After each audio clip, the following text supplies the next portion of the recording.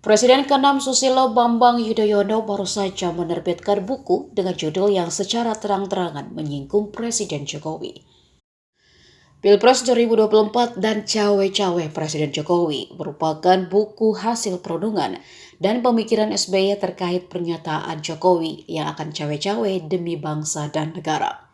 Isi buku itu pun menimbulkan reaksi bagi berbagai kalangan, termasuk PDIP. Politikus PDI Perjuangan Masinton Pasaribu menyentil agar SBY tidak serta-merta berpikir menyalahkan pemerintah atas isu pencegahan terhadap Anies Baswedan sebagai bakal calon presiden 2024.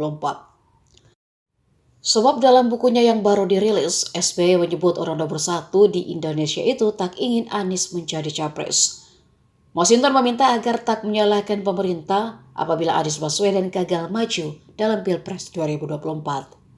Ia menyebut pemerintah tidak mungkin melanggar konstitusi membatasi hak konstitusional masyarakat. Ia lalu mengumpamakan jika tak bisa terbang, jangan menyalahkan udara. Namun periksalah sayapnya, mesin atau pilotnya yang mungkin saja tidak bisa menerbangkan.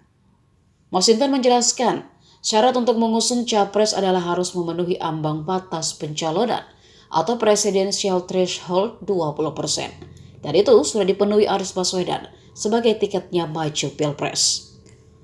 Buku berjudul Pilpres 2024 dan Cawe-Cawe Presiden Jokowi, The President Can't Do No Wrong, itu memiliki ketebalan sebanyak 27 halaman dengan cover berwarna merah hitam.